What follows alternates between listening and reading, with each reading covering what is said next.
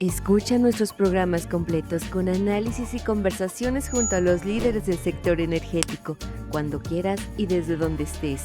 Petróleo y Energía, ahora también disponible en Spotify.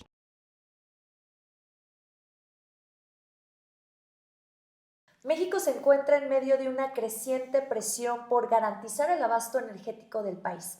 Y el gobierno de Claudia Sheinbaum comienza a reabrir el debate sobre el uso de técnicas de extracción no convencionales, particularmente el fracking. Esto como una vía para aumentar la producción de gas natural.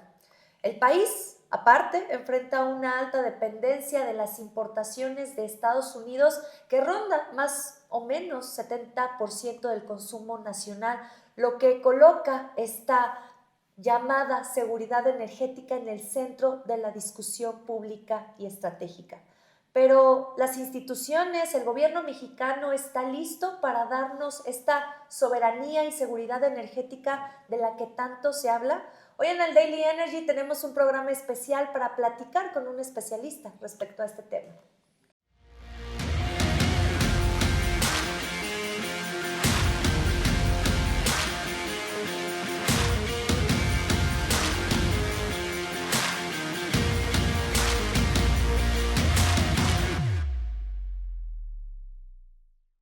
Muy buenas tardes, bienvenidas, bienvenidos a Daily Energy. Yo soy María Fernanda Navarro. Ya saben que en este espacio pues abordamos temas de coyuntura en torno al sector energético en México y en el mundo. Y ya les había adelantado un poquito esto de lo que vamos a hablar, el fracking.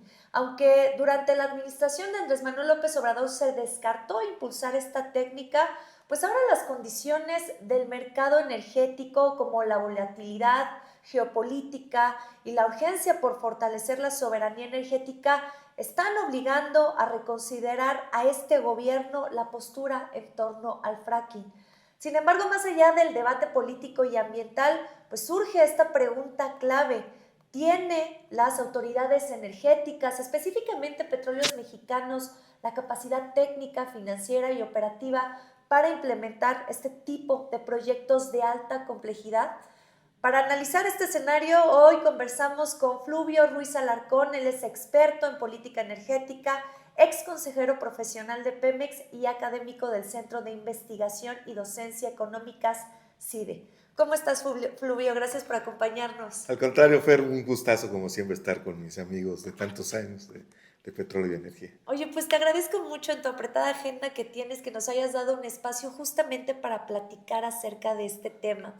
Me gustaría empezar con una pregunta muy sencilla y que mucha gente creo que necesita escuchar de varios expertos porque no hay un consenso y hay preocupación.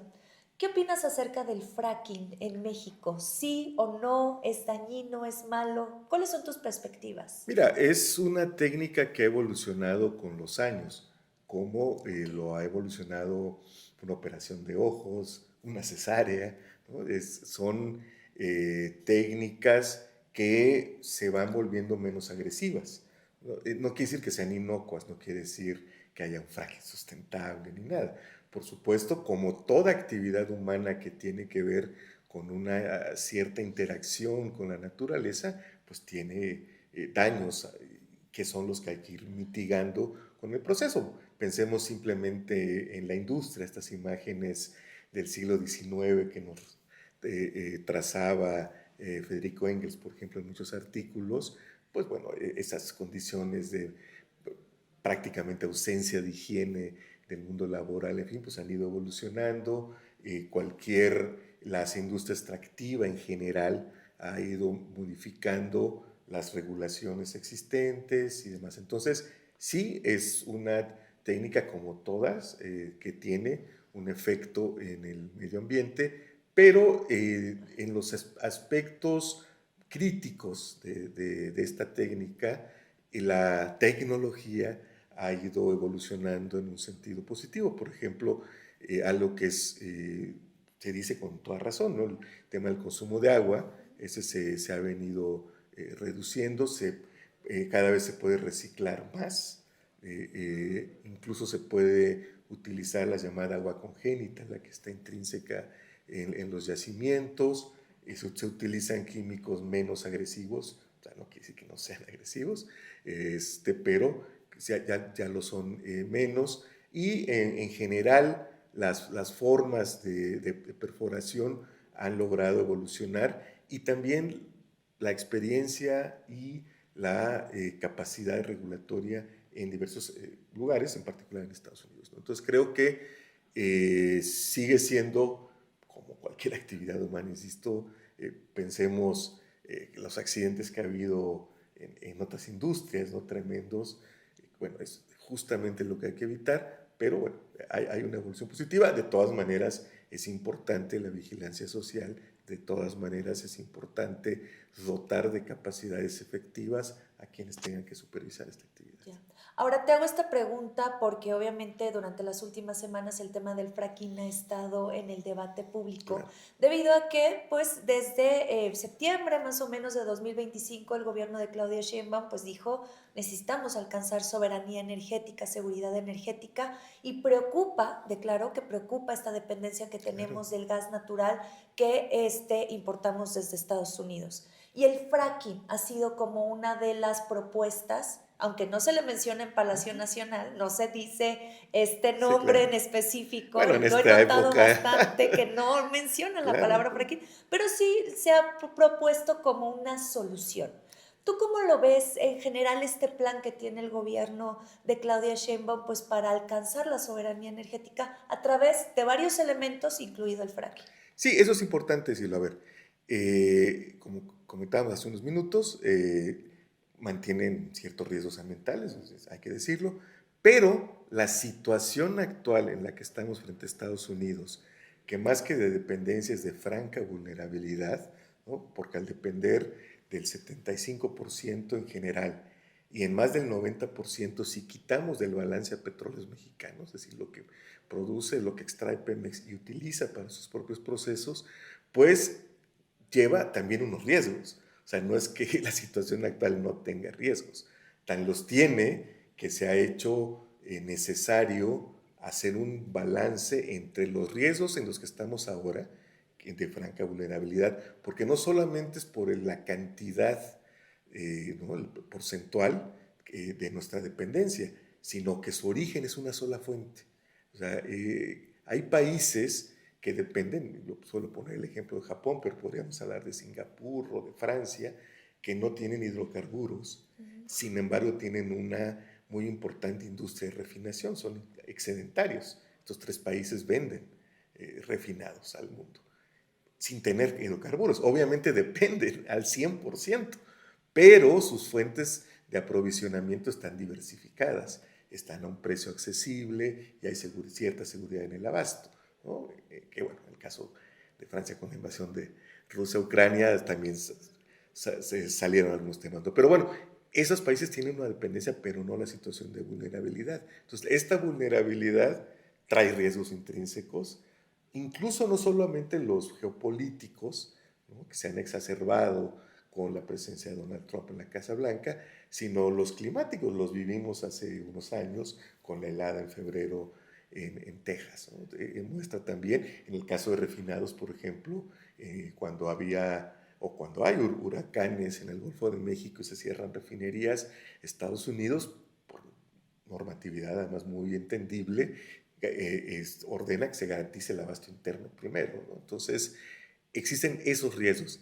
Frente a ellos están los asociados al fracturamiento hidráulico, el cual es, como bien dices, solo un instrumento, ni siquiera es en sí una política, porque luego energética, porque luego en el debate se habla de un giro en la política energética. No, no lo hay. No hay que confundir los objetivos de una política pública con los instrumentos para alcanzarlos. El objetivo de este gobierno es el que claramente se ha hecho explícito, garantizar la seguridad energética. Yo creo que la soberanía la tenemos porque nosotros decidimos cuál es libremente nuestra política energética. En cambio, lo que hay que conseguir es la seguridad energética. Pero más allá de la semántica, ese objetivo se mantiene. Ahora, ¿qué instrumentos se necesitan para alcanzar esos objetivos? Yo diría, el primero y más evidente es dejar de quemar gas, porque ya hablamos de la tremenda dependencia que tenemos y aún así estamos quemando el 10% del gas asociado y venteando buena parte, que eso no se reporta plenamente, del gas no asociado. Ok. ¿No? Eso es algo que podríamos llamar ser poco el amor y desperdiciarlo en celos, ¿no? Entonces, primero que nada hay que detener esa quema y ese venteo. Después, ¿cómo incrementamos nuestra producción interna? Bueno, por el tipo de yacimientos en los cuales hay el mayor potencial, se requiere apelar a esta técnica, ¿no? O al menos, como lo ha hecho yo creo de manera correcta la presidenta, evaluar esta posibilidad, que es lo que entiendo está ocurriendo con el comité de expertos que se ha creado, ¿no? Yo espero que esta evaluación sea pública, es decir, que todos sepamos los elementos para tomar una decisión en el sentido que sea. Creo que eso es muy importante.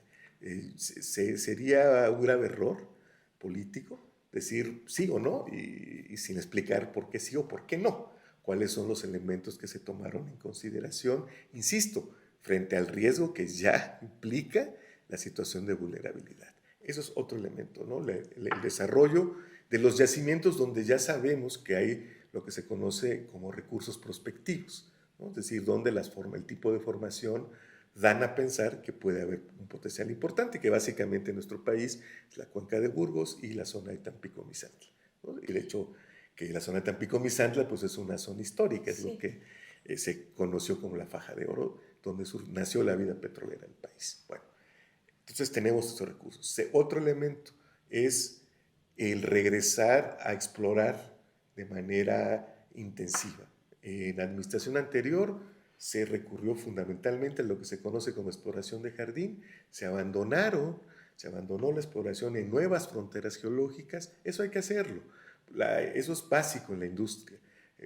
Voy a decir con perogrullo yo diría que se extrae petróleo de donde hay petróleo, claro. Y evidentemente para saber dónde hay petróleo hay que explorar. Entonces tenemos que regresar a hacer un esfuerzo exploratorio importante. Tercer elemento, o cuarto, creo, la actividad de petróleos mexicanos en el exterior. Lo ha hecho curiosamente en la parte de refinación, al haber adquirido la otra mitad de Deer Park, ¿no? Es decir, Pemex se coloca en una mejor posición para abastecer la demanda interna. Porque formalmente, hay que decirlo también, porque luego se confunde, formalmente lo que envía Deer Park son importaciones, se contabilizan como importaciones en las cuentas nacionales, así provengan de una refinería de propiedad de Pemex. Pero yo diría eso es para la contabilidad nada más. No, lo importante es que petróleos mexicanos, como por ejemplo, y hoy vemos el enorme éxito de Petrobras. O sea, Petrobras produce 3.2 millones de barriles en Brasil, pero produce más de 1 millón en el Golfo de México del lado estadounidense y en Angola. Y en algo delicioso para mí, está explorando en Portugal, ¿no? Entonces, creo que eso es una muestra de... Pemex no lo ha hecho porque no había sido necesario, y subrayo el término, el tiempo verbal, no había sido necesario, pero ahora ya lo es. Pemex, en términos de exploración, tiene poca experiencia, sin embargo, tiene un gran éxito en su historia, que es el haber descubierto Vaca Muerta. Una filial de Pemex, Mexpetrol, de vida efímera, no descubrió. Sí, se sabe muy poco, es algo que yo he reivindicado mucho últimamente para mostrar que Pemex ha tenido éxito cuando se ha decidido. Desafortunadamente, esta filial, que era capital mixto, 60% petróleos mexicanos, 35% las empresas líderes privadas de ingeniería mexicana y 5% el Instituto Mexicano del Petróleo. Lamentablemente se tomó la decisión de acabar con esta filial, con Mexpetrol, y el yacimiento se le vendió a Yacimientos Petrolíferos Fiscales. O sea, que Vaca Muerta pudo haber sido de Pemex. Estaría viva y sería nuestra. Wow. Hoy estaría viva y sería nuestra, ¿no?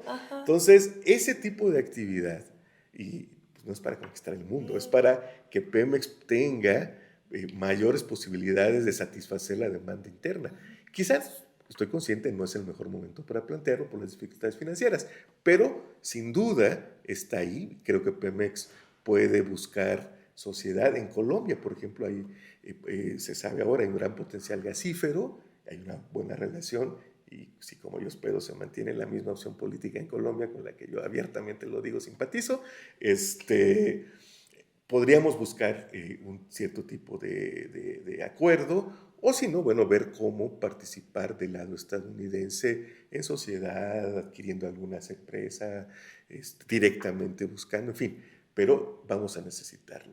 Y el otro reto ya tiene que ver con la estructura misma de Petróleos Mexicanos.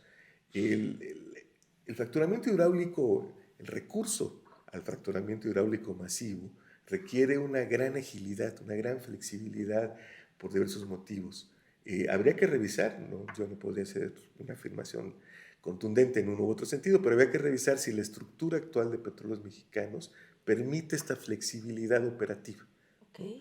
O si sería necesario crear un área específica o una filial, en fin. Igual y se puede como está Pemex, insisto, no tengo yo muy claro eso. Pero sí hay que revisar que la estructura misma, en caso de que la decisión sea utilizar masivamente este instrumento, si la estructura de Pemex lo hace viable, ¿no? Por último, es importante decir que el fracturamiento no ha estado prohibido jamás en el país, ¿no? De hecho, si o sea, Pemex no lo utilizó por una decisión política, una instrucción política desde la presidencia de la República en el periodo anterior. Sin embargo, si una empresa distinta a Pemex, cualquiera de las que están aquí presentes y que recibieron adjudicaciones de los contratos petroleros que se licitaron, hubiera puesto a consideración en su momento de la Comisión Nacional de Hidrocarburos, ahora en la Secretaría de Energía, ¿no? Con un programa de desarrollo que implicara el fracturamiento hidráulico, de entrada no podría ser prohibido, en todo caso, aduciendo factores legales. Tendrían que demostrarle que técnicamente tenía riesgos, o tendría que ser un debate técnico muy riguroso, porque en general el fracturamiento hidráulico en ningún lado está prohibido en el país. Perfecto. Oye, me gusta esta respuesta amplia pero muy clara que nos das en torno a que, bueno, el fracking no es la panacea que está viendo el gobierno solamente para alcanzar esta seguridad energética, sino es una de las herramientas. Claro. Y en este sentido, pues ya mencionaste por ahí, bueno, mencionaste varios elementos, pero me gustaría que tú nos dieras un panorama tomando en cuenta la situación de las finanzas públicas y la forma en cómo está operando en este momento Pemex, que pues se critica mucho en torno a las finanzas, pero la poca transparencia. Hemos visto varios incidentes que ha habido desde la refinería Dos Bocas, derrame que hubo en el Golfo. Claro. ¿Está en las condiciones de embarcarse hacia el fracking, que sabemos que es una herramienta, un elemento bastante complejo que requiere dinero, expertise, todo esto que tiempo, implica? dinero y esfuerzo? Sí. Sí, a ver, sí, bajo ciertas condiciones. Primero, para ir de lo general a lo más particular, el diseño institucional del sector. Okay. ¿No? Una parte fundamental, pensando en todos los riesgos que ya comentamos inherentes a esta técnica, es la CEA. Y resulta que es, yo diría, el eslabón débil de esta cadena. Sí. ¿No? Yo creo que ahí se tiene que recentrar la CEA. Yo la veo más en los últimos tiempos utilizada como factor de contención de los precios de los refinados, que realmente enfocada en lo que le dio sentido a su nacimiento. No olvidemos que la CEA fue una suerte de escarmiento en cabeza ajena, ¿no? A raíz del accidente de Macondo, que hasta película hay, ¿no? Entre los resultados del análisis que se hizo en Estados Unidos, se llegó a la conclusión de que no era adecuado que en un solo organismo regulatorio, en su momento el MMS, tuvieran la parte de la regulación propiamente petrolera, es decir, cómo perforar, y la parte de la supervisión y vigilancia en términos de seguridad industrial y protección ambiental. Entonces se crearon ahora dos organismos y uno responde a esta parte. Nosotros estábamos en el debate en el país, la reforma de 2013-2014, y entonces dijeron, bueno, vamos a hacer este organismo. Nunca entendí por qué no se le dio en su momento, 2014, más allá de que yo fui crítico de la reforma, pero justo una de las críticas eran por qué la Comisión Nacional de Hidrocarburos y la Comisión Reguladora de Energía tenían un estatus jurídico administrativo y la CEA otro. Ok. ¿no? Con menor capacidad. Entonces, eso es lo primero que hay que revisar. En el caso de petróleos mexicanos, bueno, petróleos mexicanos tienen para empezar la información, ¿no? Por las exploraciones que ha hecho, porque estas zonas han sido ampliamente estudiadas, Burgos, Tampico, Misantla, tienen la experiencia, la tecnología es una tecnología que está en el mercado, o sea, no es que le pertenece a alguien que no la vaya a socializar, ¿no? Ok. Pues tiene algún costo, tiene dificultades financieras, por supuesto, ¿no? Entonces, me parece que hay que saber cómo, con las limitaciones de eventualmente organizativas, por supuesto financieras, ¿no? De falta de experiencia en el uso de las técnicas más modernas, ¿no? Todo esto, cómo se subsana utilizando, por un lado, los recursos presupuestales limitados, porque los hay, pero son limitados, y los instrumentos que, como los contratos mixtos, pueden adaptarse. Porque aquí también hay como mucha leyenda negra en todos los contratos mixtos. Hay una como suerte de visión teleológica de estos, ¿no? ¿No? A ver, los contratos, yo digo además que son, lástima, creo que son presos de su denominación semántica, he dicho en otros espacios, Okay. ¿no? Porque se llaman contratos, Ajá. pero en realidad son asociaciones, son formas distintas que la ley le ha permitido a petróleos mexicanos para asociarse con otros operadores. Entonces, habría que adaptar estos contratos, vamos, diseñar, más que adaptar. El contrato como tal es una figura jurídica con elementos muy genéricos aprobados o muy generales aprobados por el Consejo de Administración. ¿Cómo hacemos un instrumento que sirva, ¿no? O sea, un diseño específico para la explotación masiva de los yacimientos no convencionales que requieren el fracturamiento hidráulico, ¿no? ¿Cómo logramos que, para empezar, no solo sean utilizados como un elemento para paliar las dificultades económicas de Pemex, sino y sobre todo para propiciar la transferencia tecnológica, la formación de recursos humanos y la adquisición de capacidades de gestión, porque este tipo de extracción se basa mucho en la capacidad de gestión. O sea, por supuesto es importante la parte técnica, por supuesto es importante tener a los ingenieros capacitados, pero la gestión financiera y administrativa también es muy importante justo por esta flexibilidad de la que hablábamos antes, ¿no? Y hay otro elemento que necesariamente debe revisarse y es el régimen fiscal aplicable. Okay. El régimen fiscal, tal y como está ahora, yo no creo que sea un elemento positivo, algo que propicie o que ayude a este tipo de trabajos, ¿no? Recordemos, el derecho petrolero del bienestar, ¿no? Eliminó todas las deducciones, incluidas las que tenían justamente este tipo de yacimientos, que era una deducción del 60% del valor del gas extraído.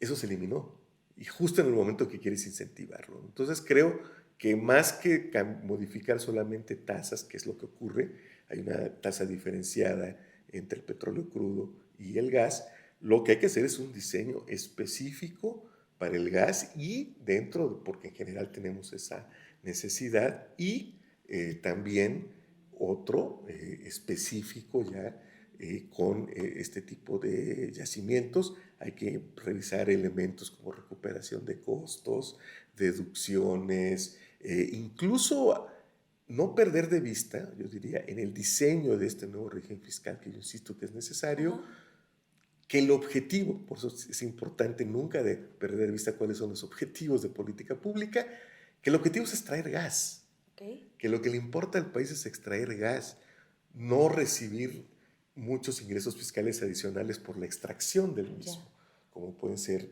el petróleo. Entonces, en este momento lo que el país necesita es la molécula, como se dice aquí en el argot, ¿no? Entonces, ese es un elemento fundamental. Y aprovecho, no se me vaya a olvidar, que de todo lo que hemos hablado, hay algo todavía mucho más amplio y que tiene que ver con la matriz energética general, ¿no? del país. Y eso pasa pues por ir reduciendo al mínimo, si se puede eliminar, pues más proyectos de plantas de ciclo combinado, porque no tiene mucho sentido que estemos sufriendo ¿no? Para tratar de abastecernos en mejores condiciones con la demanda que ya tenemos y pues que sigamos impulsando las plantas de ciclo combinado. Pero ¿y entonces eso cómo se sustituye? Energías renovables, eso es Ok. lo primero, ¿no? Ese es un impulso como el que se está dando, yo diría todavía mayor, hay que hacerlo, solar, eólica, geotérmica, que ha sido la gran olvidada, y otro debate pendiente, importante, que es la energía nuclear. Total, de eso no se habla No y se es lo habla, que se está haciendo en diferentes países debido claro, a el aumento en la demanda de electricidad y así que es. también se necesita a través de energías supuestamente limpias y dicen que la energía nuclear es Sí, una ya, energía sí, limpia. si hacemos lo que se llama el análisis del ciclo de vida completo, eh, hay que considerar, cuando hablamos, por ejemplo, de eólica o solar, que los aerogeneradores o las celdas utilizan metales cuya extracción es muy agresiva con la, Sí, ¿no? total. Muchas veces es la minería abierta, utilizando en algunos países condiciones laborales que no son muy distintas a la esclavitud, ¿no? Entonces, sí, creo que ese es un debate pendiente, yo diría, es el siguiente debate. Ok, pero no está ocurriendo, Ahorita no no está veo que se hable ocurriendo, para nada. no. ¿Crees que eso es preocupante? ¿Debería de ser urgente? Yo creo que sí, porque sobre todo, dado que desde Laguna Verde, ¿no? Que por cierto no se concluyó, ahí no se concluyó por razones presupuestales en una de las tantas crisis de los años 80. Yo soy de la generación hija de la crisis. Ok. Y pues entonces nuestros recursos humanos ahí, pues no han crecido, ¿no? Si vemos, por ejemplo, la edad promedio de los investigadores del Instituto Nacional de Investigaciones Nucleares, del cual se habla poco, por ejemplo, ¿no? Pues también hay un envejecimiento de la planta científica. Y es muy difícil entusiasmar a los jóvenes a estudiar, a dedicarse a algo al que no se le ve Claro. perspectiva en el país. Exacto. Oye, Flavio, pues nos diste un panorama bien amplio, bien documentado acerca de pues, lo que se está viviendo en torno a este camino hacia la seguridad Así energética, es. el fracking como uno de los instrumentos. Yo te agradezco muchísimo. Me gustaría saber si te gustaría agregar algo que tal vez no pregunté y sea importante mencionar en este debate. Pues mira, algo que ya es así como dijera mi abuelita, mi cantaleta, pero Ok. la voy a decir ya que me das la oportunidad, Claro. y es retomar, impulsar, creernos realmente que es importante la investigación científica, el desarrollo tecnológico y la formación de recursos humanos. Mira, recién estuve en Brasil y es impresionante lo que ha hecho Petrobras. Pasaron su etapa ruda por problemas de corrupción, en fin, pero en el largo plazo han sostenido esto, la investigación científica, el desarrollo tecnológico, el conocimiento de recursos humanos, y hoy son la principal empresa latinoamericana en materia petrolera. Brasil es la gran potencia petrolera hoy, con 3.7 millones de barriles diarios, de los cuales 3.2 produce Petrobras en Brasil, y, y una gran capacidad propia de innovación y de asimilación tecnológica. Yo creo que debemos impulsar con mucha firmeza, eso es algo para el largo plazo y es algo que no se ve en el corto plazo, pero que es fundamental. Y como siempre digo con estos términos, para mí es una tristeza, casi un fracaso histórico que un país como el nuestro, con 125 años de historia petrolera, se inserte en el mercado petrolero internacional solo a partir de su potencial geológico y no de sus capacidades técnicas. No creo que eso, porque además sí las tuvimos, ¿no? Claro. Es decir, desde las universidades, desde la academia, no se están germinando estos nuevos No talentos hay, técnicos sobre para... todo no hay un sistema sectorial de innovación. Ok. Creo que eso es lo que tenemos que apuntalar. Tenemos además los elementos para hacerlo. Ahí está el Instituto Mexicano del Petróleo, por ejemplo, con toda su experiencia, ¿no? Está en los centros de investigación.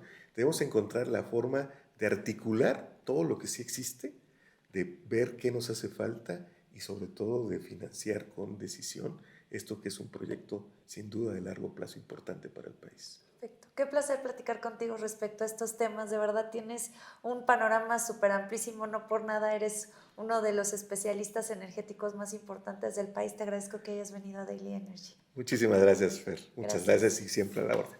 Y a ustedes les recuerdo que somos una comunidad, que si tienen comentarios en torno a esta charla tan interesante que tuvimos, pues los dejen en este chat abierto que tenemos en nuestras sesiones en vivo. Yo soy María Fernanda Navarro, gracias por acompañarnos. El sector energético de México no se mueve solo. Detrás de cada decisión, cada proyecto y cada innovación, hay líderes que marcan un rumbo. En la nueva edición especial de Petróleo y Energía, 100 líderes del sector energía, reconocemos a las mujeres y hombres que hoy están definiendo el presente y el futuro de una de las industrias más estratégicas para el país. Funcionarios, empresarios, especialistas y visionarios que impulsan el desarrollo energético, industrial y tecnológico de México. Conoce sus historias, su visión y los retos que están transformando la industria. Petróleo y Energía, edición especial, 100 líderes del sector energía.